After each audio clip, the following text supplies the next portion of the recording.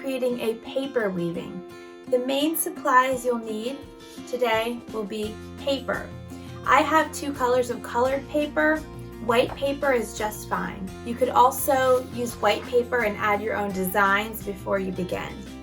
You will also need a pair of scissors and probably a pencil. That's it. This is all you need for basic paper weaving. I'm also going to show you some steps you can take to challenge yourself to make a more complicated or fancier paper weaving in the future.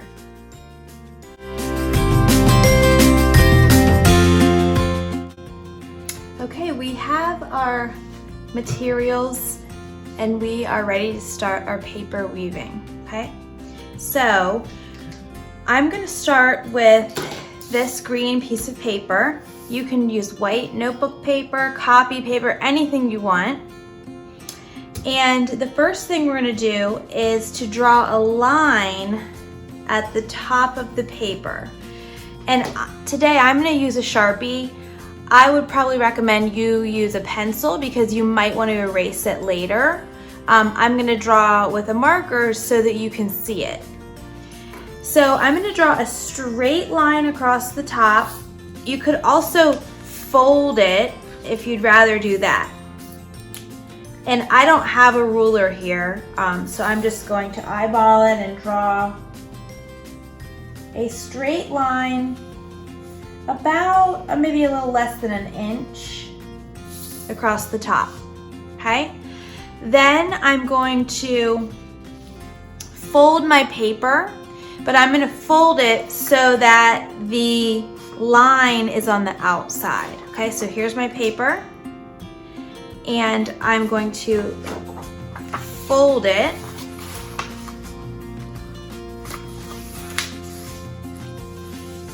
So if I flip it over, the line is still at the top. Here is the fold or the crease here. I'm going to fold it back up, okay? So it's important that the line is at the top and where it opens. And I have my students, when we're first learning about paper weaving, we write the word stop up here. And that is a reminder that we'll use in a moment. Okay, so now I'm going to draw a few more lines. I'm going to find the center and I'm going to draw a vertical line from this horizontal line going straight down to the fold. So now it looks like a big T. Then I'm going to draw 2 lines on this side and 2 lines on this side. Try to space them out evenly. If you have created a weaving before, or after you try this and you feel confident you want to try it again, you can make more vertical lines. That will make it more challenging. Okay, so I started with 1 in the center, then I did 2 evenly spaced on the left. Now I'm going to do 2 evenly spaced on the right. And I, again, don't have a ruler around me, or I'm not using a straight edge. They don't have to be perfectly straight, but if you would like to use a ruler, go for it. Okay. I am ready to cut. If you want to make sure before you get out your scissors, if you want to open it up, it should still look like this with this skinny bar at the top and then these vertical lines stopping at the fold. All right, so then I'm going to take my scissors and I'm going to cut on the line with it folded, and I'm going to stop where it says stop. Okay, that's our reminder in class, because when this is a brand new skill, that's very important to stop and not keep cutting. It's also very important to cut all the way to the line. If you just stop right there, that is going to affect your weaving when we start putting our paper through. So make sure you cut all the way and stop exactly at the line.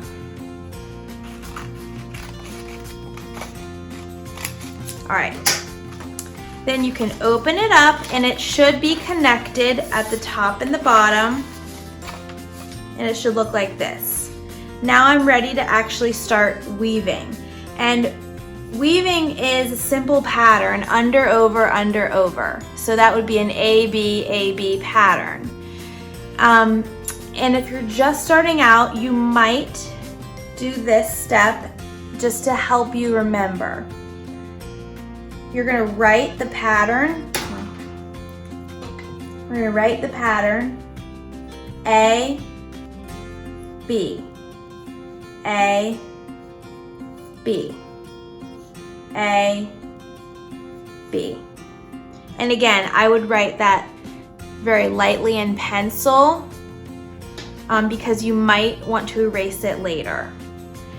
So now I need my strips that I will weave. So I'm going to take this paper and cut some strips. If you would like to use a ruler to make perfect strips, go for it. I'm just going to eyeball it here.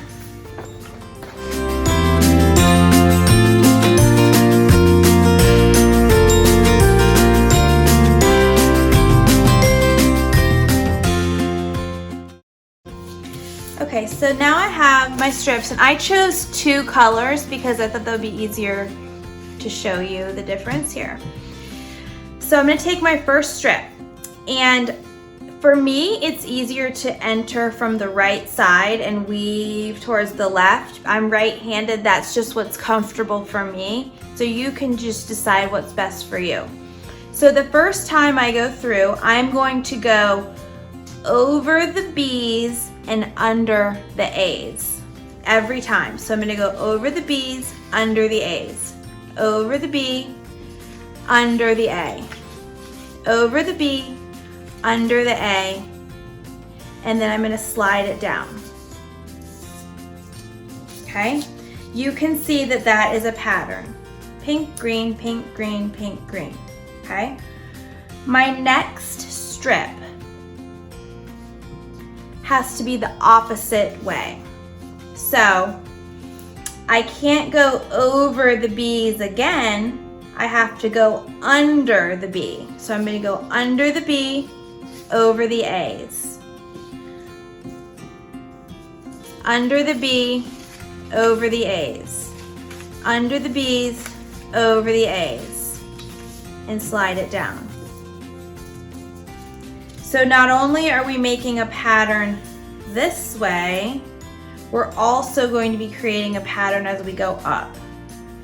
So for my next one, if I accidentally started the same way as that blue strip and I went under the B's, over the A's again, and then I tried to slide it down, it would not work. So, or it wouldn't be correct. So I'm going to pull that out, no big deal. Made a mistake, that's fine, just pull it right out. So I went under the B, so this time I have to start over the B. So over the B, under the A, over the B, under the A, over the B, under the A, slide it down. All right, my next one, I know I'm gonna go under the B. So if you're weaving and you're feeling confident and maybe you aren't paying attention and you keep weaving and slide it down. Wait, something doesn't look right. So let's see, this is correct. This is correct. Oh, I skipped this one. So no big deal. Just slide it out until you find your mistake and just fix it.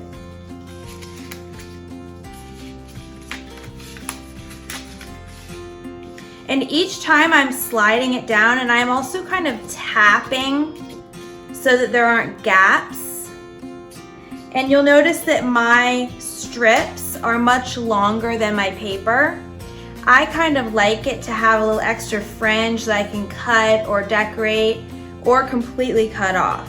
But I kind of like having the option. If you wanted it to be perfectly rectangular, that's cool too.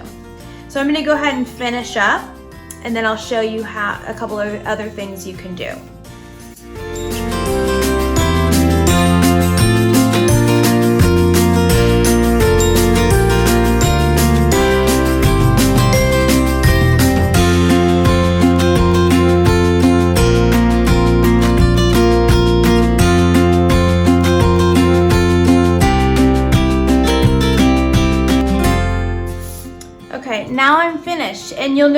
that the strips that I cut was a little bit too thick to fit in that top space.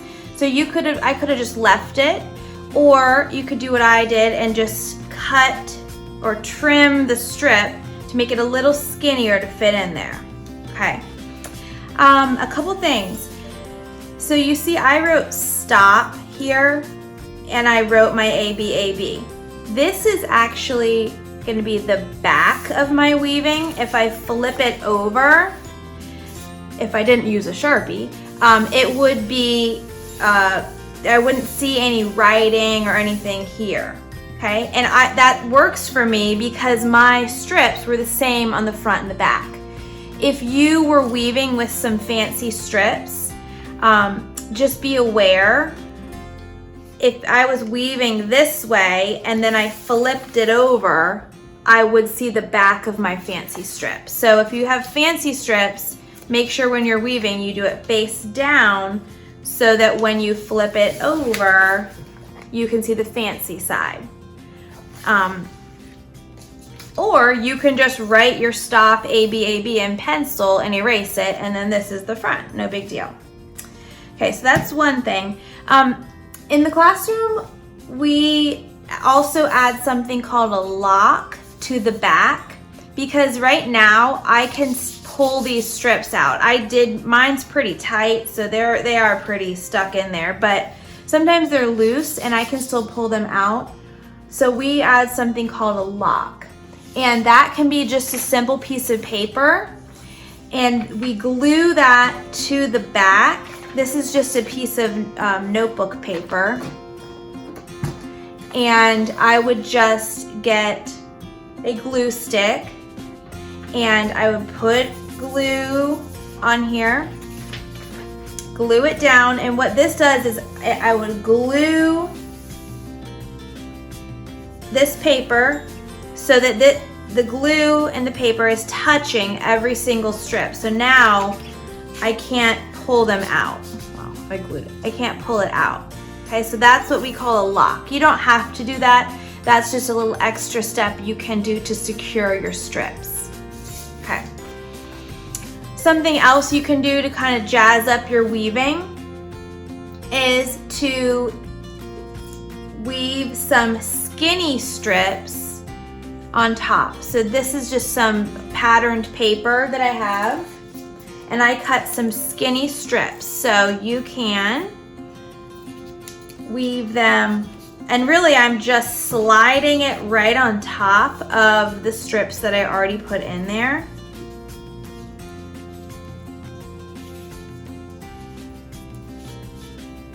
I can put them in this way. I could also choose to put them down this way. And this just something extra you can add. And again, you might want to add a little bit of glue just at the end. So I would put a little glue here to glue that down, a little glue down here, same over here. I would keep adding them if I'd like to do that.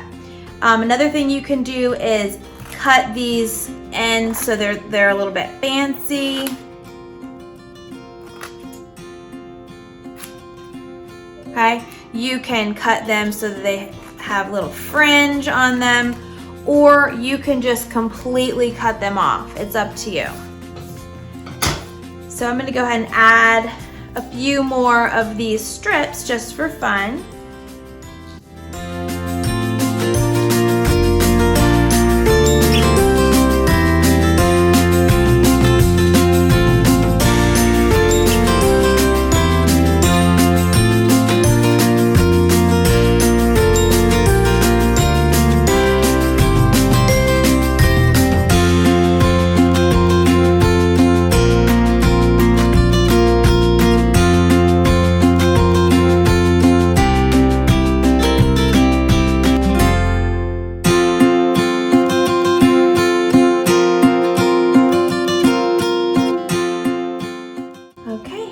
My finished weaving, and you could go back and add even more to this. I could add more skinny strips. You can use a marker or crayon and add designs.